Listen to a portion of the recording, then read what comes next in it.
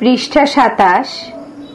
Emil Durkheim, জন্ম 15 April 1858, মৃত্যু 15 November 1917। জন্মস্থান পূর্ব ফ্রান্সের এপিনাল নামক স্থানে। তার বিখ্যাত গ্রন্থগুলি হল division of labour in society 1893, the rules of sociological method 1895, the elementary forms of religious life 1912, Judgments of Reality and Judgments of Value 1911 ইত্যাদি। সমাজতত্ত্বে তার অবদান: 1. প্রাক শিল্প ও আধুনিক শিল্প সমাজে সমাজ বন্ধনের সূত্র নির্ধারণে শ্রম বিভাজন বিষয়ে গভীর মনোযোগ প্রদান করেছেন। এ প্রসঙ্গে তিনি যান্ত্রিক ও জৈব সংহতির কথা বিশ্লেষণ করেছেন। এখানে তিনি মনে করেন, প্রাচীনকালে প্রত্যেকটি মানুষের মধ্যে একই ধরনের চরিত্র বিদ্যমান ছিল। ধ্যান ধারণা, চিন্তাধারা এবং দৃষ্টিভঙ্গিতেও তারা ছিল এক ও অভিন্ন। তার ফলে মূল্যবোধ ও অভিজ্ঞতার কোনো আলাদা বৈশিষ্ট্য ছিল না এবং একেই বলা হয় যান্ত্রিক বা রীতি নির্ভর সংহতি, মেকানিক্যাল সলিডারিটি। কিন্তু আধুনিক শিল্প নির্ভর সমাজের উত্থানের ফলে এই সংহতি আর দীর্ঘস্থায়ী হল না, বরং সে সমাজের সংহতি গড়ে উঠল নিবৃত্তমূলক আইনের উপর নির্ভর করে। তাছাড়া সমাজের সদস্যগণের মধ্যে পারস্পরিক নির্ভরশীলতা বৃদ্ধি পায়, অন্যরূপ শ্রম বিভাজন তৈরি হয়। পারস্পরিক নির্ভরশীলতার সূত্র ধরে সামাজিক সংহতি রক্ষিত হতে থাকে। একে তিনি মনে করেন জৈব সংহতি, অর্গানিক সলিডারিটি। 2. সামাজিক পরিবর্তনের কারণ বিশ্লেষণে তিনি কনসায়েন্স কালেকটিভ নামক ধারণার উল্লেখ করেছেন।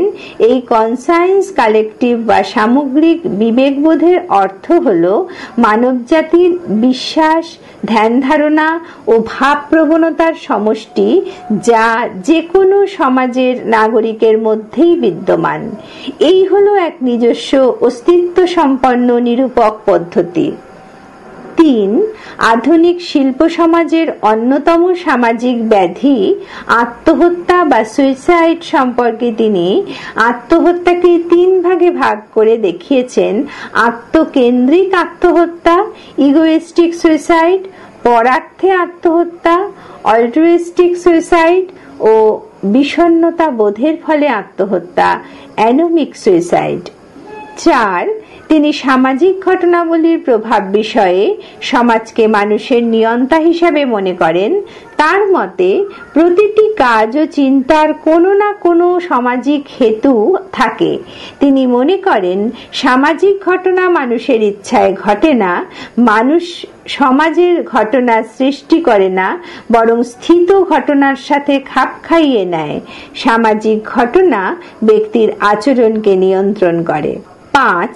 তিনি সামাজিক বিষয়ে বিজ্ঞানসম্মত পরীক্ষা নিরীক্ষা ও তুলনামূলক বিশ্লেষণ পদ্ধতি অনুসরণের পক্ষপাতী ছিলেন। কার্ল মার্কস, জন্ম 5 মে 1818, মৃত্যু 14 মার্চ 1883, জন্মস্থান জার্মানির ত্রিয়ার শহরে। পৃষ্ঠা 28। তার বিখ্যাত গ্রন্থগুলি হল German ideology, the poverty of philosophy, manifesto of the communist party, the Holi family, ড্যাস ক্যাপিটাল ইত্যাদি। সমাজতত্ত্বে তার অবদান: 1. শ্রেণী সম্বন্ধীয় মার্ক্সীয় ধারণা সামাজিক স্তরবিন্যাসের একটি অনন্য বৈশিষ্ট্যের পরিচয় দেয়। 2. তার শ্রেণী সংগ্রাম তত্ত্ব, থিওরি অফ ক্লাস স্ট্রাগল, আজও সমান প্রাসঙ্গিক। তার মতে পূর্বের সকল সমাজের ইতিহাসই হল শ্রেণী সংগ্রামের ইতিহাস। একদিকে নিপীড়ক এবং অন্যদিকে নিপীড়িতের মধ্যে বিরোধ লেগে থেকেছে চিরকাল। তার মতে সমাজে দুটি বৃহৎ শ্রেণী যথা বুর্জোয়া ও প্রোলেতারিয়েট সর্বদাই পরস্পরের সম্মুখীন। 3. অ্যালাইনেশন বা বিচ্ছিন্নতা বোধের ধারণাটি আধুনিক ধনতন্ত্রের একটি কদর্য বিষয়রূপে প্রতিপন্ন হয়।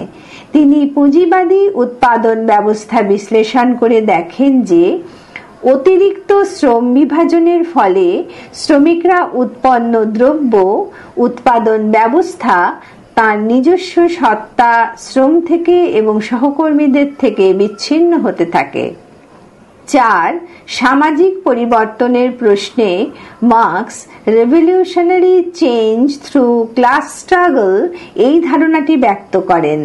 তার মতে সর্বহারা শ্রেণী বিপ্লবের মধ্য দিয়েই আনবে কাঙ্ক্ষিত পরিবর্তন, সূচনা হবে সাম্যবাদের। সামাজিক পরিবর্তন সম্পর্কে তার প্রদত্ত রূপরেখাটি হলো নিচে দেয়া আছে।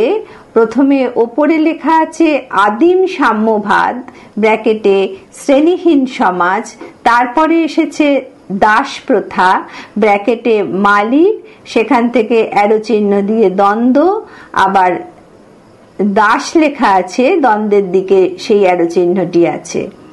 দাস প্রথা থেকে আবার তার তলায় লেখা হয়েছে সামন্ত প্রথা ব্র্যাকেটে সামন্ত প্রভু, আর একদিকে ভূমিদাস, মাঝখানে দ্বন্দ্ব। এর সামন্ত প্রথার পরে আবার এসেছে পুঁজিবাদ। পুঁজিবাদের পাশে ব্র্যাকেটে লেখা আছে শিল্পপতি, আর অপরদিকে শ্রমিক, মাঝখানে দ্বন্দ্ব, দুদিকে দুটি অ্যারো চিহ্ন। পুঁজিবাদ থেকে আবার এসছে সমাজবাদ, এখানে ব্র্যাকেটে লেখা আছে রাষ্ট্রীয় মালিকানা ও সর্বহারার একনায়কতন্ত্র। এইখান থেকে আবার এসেছে সাম্যবাদ, তার তলায় ব্র্যাকেটে লেখা শ্রেণীহীন, শোষণহীন, রাষ্ট্রহীন, ব্যক্তিগত মালিকানাহীন সমাজ ব্যবস্থা যেখানে মানুষ সম্পূর্ণ মুক্ত। 5. তার ও এঙ্গেলসের প্রণীত কমিউনিস্ট ম্যানিফেস্টো আজও সংগ্রামী মানুষের হাতিয়ার রূপে প্রকাশ পায়। 6. মার্ক্সীয় দর্শনের সর্বাপেক্ষা বড় দিক হল তার রচনায় সমাজের অবহেলিত, নিষ্পেষিত, শোষিত মানুষদের কথা উঠে এসেছে এবং তাদের প্রতি সকলের দৃষ্টি আকর্ষিত হয়েছে। 7. মার্ক্সের দ্বন্দ্বমূলক বস্তুবাদের আলোচনায় সমাজের বিভিন্ন দিক আলোচিত ও বিশ্লেষিত হয়েছে, যা সমাজতত্ত্বকে সমৃদ্ধতর করে তুলেছে। সমাজতত্ত্বের বিকাশে উপরিউক্ত পথপ্রদর্শকগণের ভূমিকা অপরিসীম ছিল, এ নিয়ে কোনো বিতর্ক নেই। এরা ছাড়াও ঊনবিংশ শতাব্দীর শেষার্ধে ও বিংশ শতাব্দীর শুরুতে আরও অনেক আধুনিক সমাজতত্ত্ববিদের আলোচনা সমাজতত্ত্বের বিকাশকে সুগম করেছে। এরা হলেন জর্জ সিমেল, ফিয়ারফান্ড, Giddings, Small, Hobhouse, Pareto, Westermarck, Morgan, Ellwood, Malinowski, Frazer প্রমুখ। বিংশ শতাব্দীতে সমাজতত্ত্বের দ্রুত বিকাশের ক্ষেত্রে যাদের ভূমিকা অত্যন্ত উল্লেখযোগ্য তারা হলেন Parsons, MacIver, Merton, Kingsley Davis, Morris Ginsberg, Duncan Mitchell, Kimball Young, Mannheim, Peter Murdock, Moore প্রমুখ। পৃষ্ঠা 29। আমাদের দেশের কয়েকজন পথিকৃৎ সমাজতত্ত্ববিদ যারা সমাজতত্ত্বকে এদেশে জনপ্রিয় ও স্বতন্ত্র মর্যাদায় প্রতিষ্ঠিত করতে সহযোগিতা করেছেন তারা হলেন MN. Srinivas, G S. Ghurye, Binoy Sarkar, A R. Desai, Radhakamal Mukherjee, D P. Mukherjee, S C. Dube, Irawati Karve, K M. Kapadia, Brajen Seal, Bhupendranath Dutta, Kewal Motwani, M S. Gore, K. Ishwaran, Yogendra Singh, A.M. Shah, Andre Beteille, Leela Dube, Victor D'Souza, B.R. Chauhan ও সুরজিৎ সিংহ প্রমুখ। পাঠ্য বিষয় হিসাবে সমাজতত্ত্ব। তবে হ্যাঁ, বিধিবদ্ধ পঠনীয় বিষয় হিসাবে সমাজতত্ত্বকে যারা তার জায়গা করে দিয়েছিলেন আধুনিক সমাজতত্ত্বের অন্যতম পথিকৃৎ এমিল ডুরখেইম। এই ফরাসি সমাজতাত্ত্বিক সমাজতত্ত্বকে তুলনামূলক চিন্তাধারার ভিত্তিতে বিচার বিশ্লেষণ করার ব্যাপারে উদ্যোগী হন। সমাজতত্ত্ব সমৃদ্ধ হয়েছে ডুরখেইমের পাণ্ডিত্যপূর্ণ বিচক্ষণতা এবং বুদ্ধিদীপ্ত আলোচনার দ্বারা। তিনি ইউরোপে বোর্দে বিশ্ববিদ্যালয়ে 1895 খ্রিস্টাব্দে সমাজতত্ত্ব আলোচনার জন্য পৃথক বিভাগ চালু করেন। ওই সময়ই প্রকাশিত হয় তার বিখ্যাত rules of the sociological method. সমাজতত্ত্ব দ্রুত তার পঠনীয় বিষয়ের অভিব্যক্তি পেতে থাকে আধুনিকতা এবং তার সহযোগী বিষয় যেমন শিল্পায়ন, নগরায়ন, ধর্মনিরপেক্ষতা, যুক্তিবাদিতার সাথে সাথে। এই বিষয়টি ইউরোপীয় চিন্তন জগতে বিংশ শতাব্দীতে জগতে যথেষ্ট জনপ্রিয় হয়ে উঠতে থাকে অর্থনীতিবিদ, আইনজ্ঞ, নৃতাত্ত্বিক গবেষক, পরিসংখ্যানবিদদের হাত ধরে। Max Weber, Herbert Spencer, Sumner, Lester F Ward, Vilfredo Pareto, Sombart, Tocqueville, Veblen, Tonnies, Mannheim, Simmel প্রমুখ বিষয়টিকে পাঠ্যসূচিতে অন্তর্ভুক্ত করার বিষয়ে যথেষ্ট ভূমিকা পালন করেছেন। বিদেশে বিষয় হিসাবে সমাজতত্ত্ব নামেই প্রথম পঠন পাঠন শুরু হয় আমেরিকার ইয়েল বিশ্ববিদ্যালয়ে 1875 উইলিয়াম গ্রাহাম সামনারের হাত ধরে। 1890 খ্রিস্টাব্দে ইউনিভার্সিটি অব কানসাসে এর পঠন পাঠন শুরু হয়। 1892 খ্রিস্টাব্দে ইউনিভার্সিটি অব চিকাগোতে প্রথম ডিপার্টমেন্ট অব সোশিওলজি খোলা হয়। আমেরিকান সোশিওলজিক্যাল অ্যাসোসিয়েশন প্রতিষ্ঠিত হয় 1905 সালে। 1906 খ্রিস্টাব্দে লাস্টার এফ ওয়ার্ড আমেরিকান সোশিওলজিক্যাল অ্যাসোসিয়েশনের প্রথম সভাপতি হন এবং ডাইনামিক সোশিওলজির উপর বই প্রকাশ করেন, যেটি বিষয় সমাজতত্ত্বের আকর গ্রন্থ হিসাবে বিবেচিত হয়। ইউরোপের ইংল্যান্ডে London school of economics and political সায়েন্সে এই বিষয়ের বিভাগ চালু হয় 1904 সালে। 1909 সালে জার্মান সোশিওলজিক্যাল অ্যাসোসিয়েশন প্রতিষ্ঠিত হয়। ম্যাক্স ওয়েবারের হাত ধরে জার্মানির ইউনিভার্সিটির 1919 সালে সোশিওলজি ডিপার্টমেন্ট চালু হয়। 1920 সালে পোল্যান্ডে ফ্লোরিয়ান জানিয়েকি প্রথমের বিভাগ চালু করেন। ইউনিভার্সিটি অফ ফ্র্যাঙ্কফুর্টে ইনস্টিটিউট অফ সোশ্যাল রিসার্চ স্থাপিত হয় 1923-এ। আন্তর্জাতিক সংস্থা ইন্টারন্যাশনাল সোশিওলজিক্যাল অ্যাসোসিয়েশন স্থাপিত হয় 1949 সালে।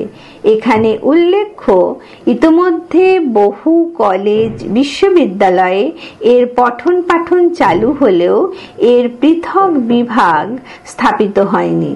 বিদ্যালয় স্তরে সমাজতত্ত্বের প্রথম পঠন পাঠন শুরু হয় 1911-12 সালে। স্বদেশে 1861 সালে ভারতে পাদ্রী লং সাহেব প্রথম সমাজতত্ত্বের গুরুত্ব বোঝানোর জন্য বেথুন সোসাইটি প্রবর্তন করেন। 1867 সালে বঙ্গীয় সমাজ বিজ্ঞান সভা স্থাপিত হয়। সমাজতত্ত্ব বিষয় হিসাবে আনুষ্ঠানিকভাবে প্রবেশ করে 1919 সালে মুম্বাই বিশ্ববিদ্যালয়ে প্যাট্রিক গেডেজের হাত ধরে। তবে স্বতন্ত্র বিভাগটি চালু হয় 1930 সালে। 1921 সালে চালু হয় লখনৌ বিশ্ববিদ্যালয়ে। 1966 সালে কল্যাণী বিশ্ববিদ্যালয়ে এর পাঠ্যক্রম চালু হয়। 1961 সালে রাজস্থান বিশ্ববিদ্যালয়ে, 1963 যোধপুরে, 1959 সালে দিল্লি বিশ্ববিদ্যালয়ে, 1971 সালে জওহরলাল নেহেরু বিশ্ববিদ্যালয়ে, 1951 সালে পাটনা বিশ্ববিদ্যালয়ে, 1956 ভাগলপুর, 1972 মিথিলা বিশ্ববিদ্যালয়ে, 1964 নাগপুর বিশ্ববিদ্যালয়ে এর পঠন পাঠন শুরু হয়। কলকাতা বিশ্ববিদ্যালয়ে ঠিক কবে থেকে এর পঠন পাঠন শুরু হয় তা নিয়ে মতভেদ আছে। তবে অধ্যাপক বিনয় সরকারী ছিলেন এর প্রথম শিক্ষক। তবে তার জীবনী অনুযায়ী 1925 সালে তিনি, পৃষ্ঠা 30, কলকাতা বিশ্ববিদ্যালয়ের অধ্যাপক হন। অধ্যাপিকা ডক্টর বেলা দত্তগুপ্তের মতে 1908 সাল থেকে অন্য দুটি বিষয়ের সাথে সমাজতত্ত্ব পড়ানো হতো, তবে স্নাতকোত্তর বিভাগটি স্বতন্ত্রভাবে চালু হয়েছে 1975-76 সালে। উপসংহার: এত অল্প সময়ের ব্যবধানে বিষয়টির এত বিকাশ স্বভাবতই একটি উল্লেখযোগ্য ঘটনা। বর্তমানে এর আসন যথেষ্ট পাকাপোক্ত। কি বিদেশে কি দেশে এই বিষয়টির জনপ্রিয়তা ও প্রয়োজন ক্রমবর্ধমান, তাই এর পঠন পাঠনও দ্রুত বৃদ্ধি পাচ্ছে। সর্বোপরি এর ফলিত দিকটি আরো বেশি করে জনপ্রিয় হচ্ছে। সমাজতত্ত্বের জ্ঞান এখন শুধুমাত্র একজন সমাজতত্ত্বের ছাত্রের কাছে নয়, অর্থনীতিবিদ, রাজনীতিবিদ, পরিকল্পনা প্রণয়নকারী প্রমুখের কাছেও সমান গুরুত্বপূর্ণ। আশা করা যায় সমাজতত্ত্ব এখনো নিশ্চয়ই তার শৈশবে নেই, যথেষ্ট পূর্ণতা প্রাপ্ত হয়েছে।